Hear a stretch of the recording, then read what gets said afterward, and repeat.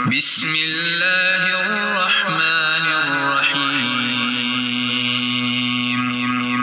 سورہ کافرون، سورت نمبر 109۔ شروع کرتا ہوں اللہ تعالیٰ کے نام سے جو بڑا مہربان نہایت رحم والا ہے۔ قل یا ایھا الکافرون،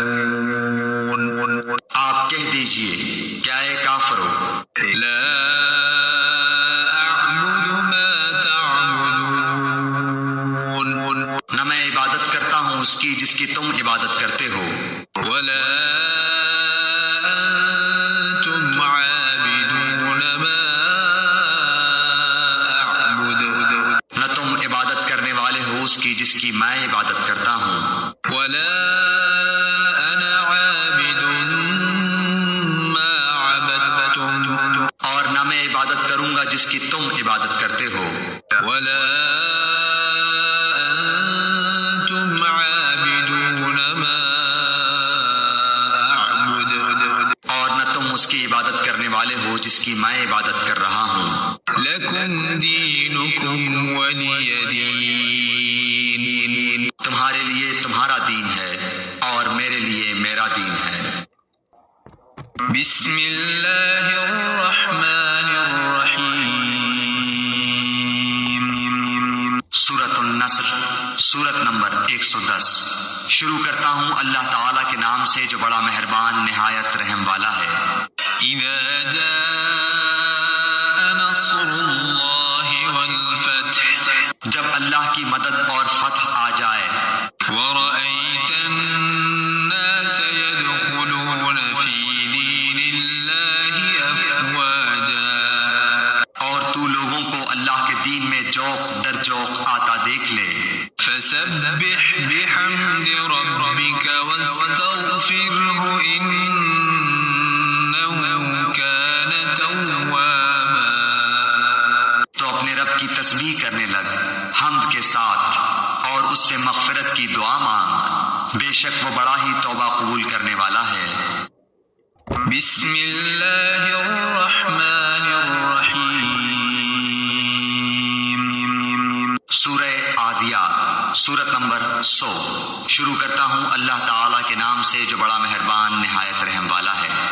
والعادیات ضبحا، ہانپتے ہوئے دوڑنے والے گھوڑوں کی قسم، فالموریات قدحا، پھر ٹاپ مار کر آگ جھاڑنے والوں کی قسم، فالمغیرات صبحا، پھر صبح کے وقت دھاوا بولنے والوں کی قسم، فأثرن به نقعا، پس اس وقت گرد و غبار اڑاتے ہیں، فوسطن به جمعا، پھر اسی کے ساتھ فوجوں کے درمیان گھس جاتے ہیں۔ ان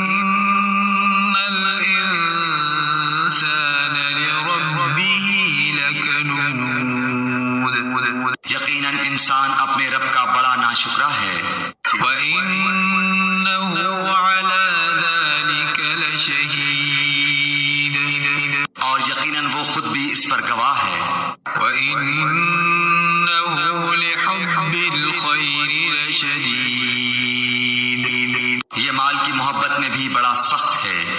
أَفَلَا يَعْلَمُ إِذَا بُعْثِرَ مَا فِي الْقُبُورِ، کیا اسے وہ وقت معلوم نہیں جب قبروں میں جو کچھ ہے نکال لیا جائے گا، وَحُصِّلَ مَا فِي الصُّدُورِ، اور سینوں کی پوشیدہ باتیں ظاہر کر دی جائیں گی۔ إِنَّ رَبَّهُم بِهِمْ يَوْمَئِذٍ لَخَبِيرٌ، بے شک ان کا رب اس دن ان کے حال سے پورا باخبر ہوگا۔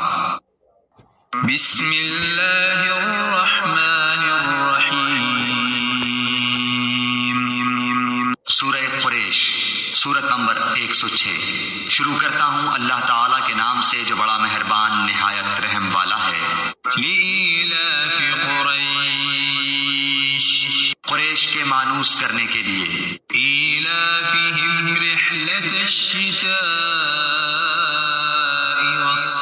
والصیف، یعنی انہیں جاڑے اور گرمی کے سفر سے مانوس کرنے کے لیے اس کے شکریے میں فَلْيَعْبُدُوا رَبَّ هَذَا الْبَيْتِ بس انہیں چاہیے کہ اسی گھر کے رب کی عبادت کرتے رہیں الَّذِي أَطْعَمَهُم مِّن جُوعٍ وَآمَنَهُم مِّن خَوْفٍ جس نے انہیں بھوک میں کھانا دیا اور ڈر اور خوف میں امن و امان دیا